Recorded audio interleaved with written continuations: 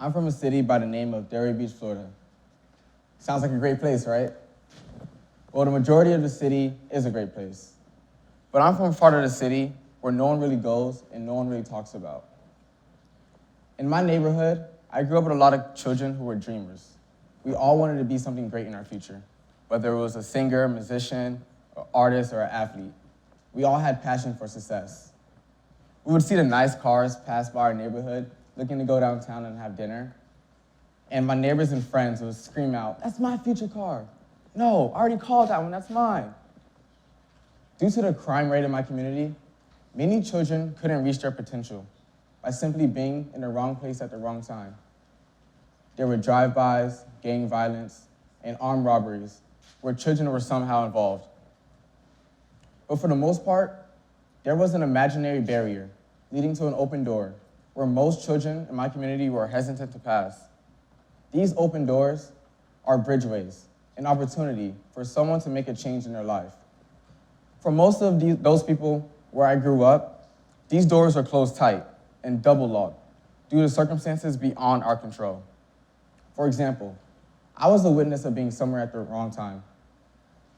My friends and I were shooting basketballs outside of a local park one day after practice, and two local gang rivals had a shootout with each other, with my friends and me directly in the middle of it.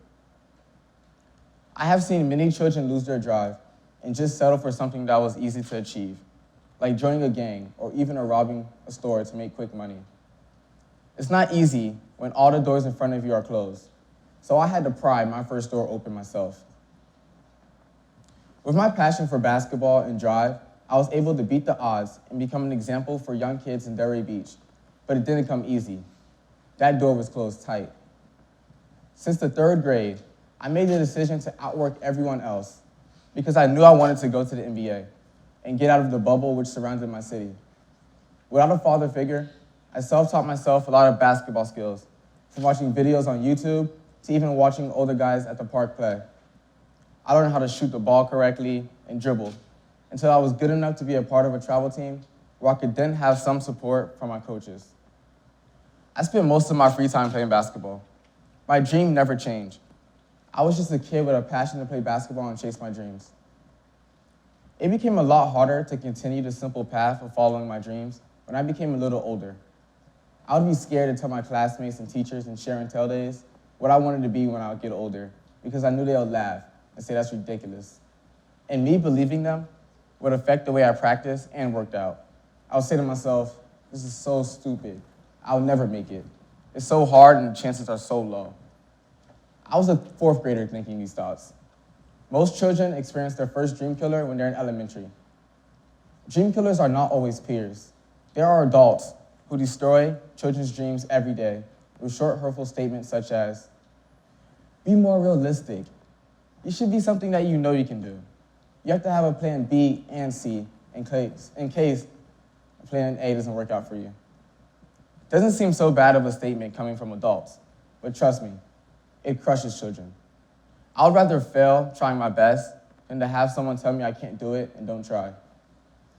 I had an awakening call when I was looking at motivational quotes to hang on my wall when I came across a famous quote by inspirational speaker Dan Zadra. "Don't let anyone steal your dreams. It's your dream, not theirs." Once I read that, I became recommitted to my goal and would not stop working until I reached whatever dream I had. Reading that quote, I realized another door was left for me to open. The difference between this door and the last one, that this door was cracked open already for me, so all I needed was a little push on the doorknob to open it. This cracked door allowed me to be true to myself and not listen to those who belittled me. It gave me confidence in myself and a passion to keep going no matter what. I would wake up every morning at 6 and dribble the ball in my driveway and work on different moves I knew I would need to perfect. I was the neighborhood alarm clock. Middle school is another big step for me. I was at the age where many of my friends started gang initiations and started to get sent to juvenile centers or expelled and sent to a school named South Intensive, where the bad children went when they kept misbehaving. Carver wasn't your ordinary middle school. There were student versus teacher fights, gang beef, and much, much more. I don't want you to feel bad for me because this is nothing new to my eye or anyone I grew up with. This is just what happened, and we were used to it. However, because a few doors had already been opened for me, new doors were starting to swing wide open, and with them came opportunities. One of them was an option to attend St. Andrew's School. What was amazing about this wide open door was that there were a group of people on the other side waiting for me with wide open, loving arms. So one might think this should be the easiest door to open, since it's wide open and there's loving people on the other side. But it wasn't. This is the hardest for me.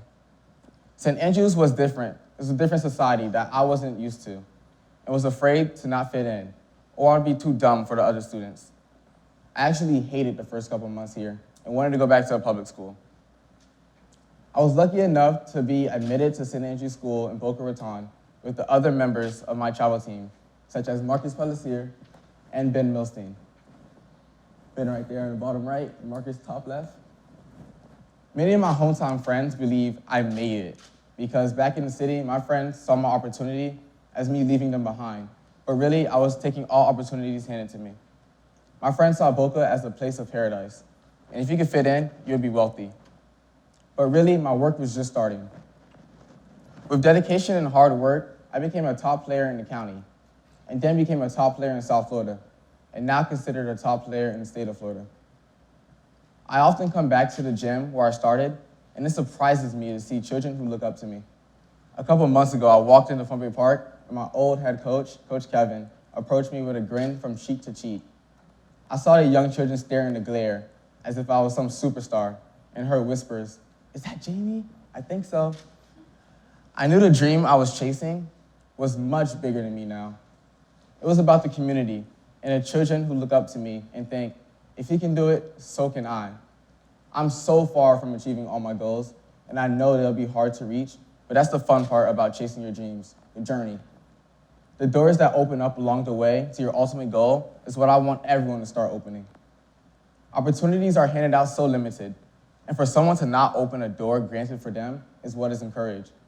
There are going to be obstacles, ups and downs, potholes, and whatever you want to call it, but just keep your motor on, push through, because the ending is so rewarding.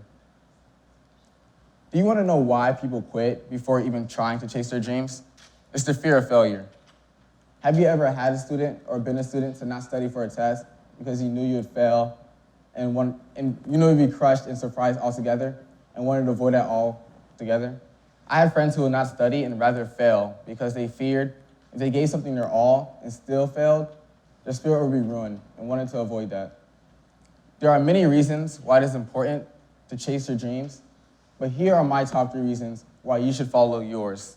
1, other people will see you following your dreams, and that can be an inspiration for them. 2, it is never fun working in a job you hate. And 3, so you can finally be happy. How can you be an inspiration for others, you say? That's easy. If someone sees you nonstop working, chasing your dreams, and getting to that goal that you have, they can see that as motivation to do the same. Why is it never fun working in a job you hate? Working in a job you hate makes time go so much slower. If you're passionate about something, you barely tend to look up at the clock. You're just having fun and doing what you love. And chasing your dreams will finally make you happy. Imagine all that hard work pays off, and a sigh of relief you can say, I did it. You only live once, so why not live your only life to the fullest? No procrastination, get it done now, today, because tomorrow isn't promised. What I learned over my 18 years of life is if you love something, to chase it. No one will chase it for you.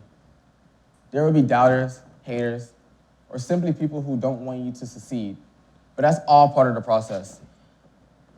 I like to relate to my dream killers in basketball terminology. Your biggest obstacle is usually the people who want you to be miserable like them and want to block any shot you ever put up. I call these people the center. The center wants to block any shot you put up, and they usually don't care who you are. They're trying to send your shot flying over the basket. Another obstacle we obtain are the people that tell us, you suck, or you're not good at what you're doing. And I refer to these people as the opponent's annoying dad who is angry that your team is beating his. You know those dads that sit next to the referee the whole game and just complain? Yeah. Those people are the ones who say hurtful things, but don't really mean it. They're just angry with themselves. Motivational speaker Eric Thomas once stated, pain is temporary. It can last an hour, day, or year, but soon and eventually it will get better. This quote can relate to everyone in so many ways. Maybe you're working out and your body is so sore, but you know you have to finish this last rep. It'll be painful, but the reward is so beneficial. Or maybe you just had a bad breakup with the one you thought was for you, the one you'll spend the rest of your life with. It hurts, but the pain is temporary. There's only one way left to go when you hit rock bottom, and that's up. You can't go any lower. I knew it would be difficult to chase my dreams without a father figure, and a part of me craved for someone to show me the way, but I turned that into motivation to be a better example for my future children. I have a strong support team with great people like Mrs. Notman, Sanchez Hughley, and my old good friend, Mrs. Reddington. There's so many people in my corner supporting me. The names will go on forever. My adventure is far from over, but every day I'm a step closer. Chase your dreams, because you never know what doors will open up for you on your journey. Without me chasing my basketball dream, I would not be at St. Andrew's School. I would not have the support team I have today. I would not have the personality and love I have for others, and I would not be giving this talk right now. I would be another statistic, but I'm not. I met some of the most influential people in the world, like Mr. Pozo to even Chef Wendy and Sage Dining, who encouraged me to be my best every day. I would hear, "What's up, man?" from 100 feet away and know it's Mr. Pozo looking to put smiles on students' faces. Then I would go into Mariani Great Hall and have a strong conversation with Chef Wendy as he continues to ask, "Are you sure you want it? I can do that for you. Don't tell nobody, okay?" As I say what I would like to eat. I have long-term friends, and I'm an example for children in my community. And this all came from me chasing my dreams and opening every door I encountered. I dealt with a lot of pain in my life, like when I lost my cousin and best friend, Jonathan. And I know there are good and bad days ahead. And I believe I am blessed throughout my lifetime, and I want to distribute my blessings to others. For the young ones listening to this right now, don't let anyone take you from your passion.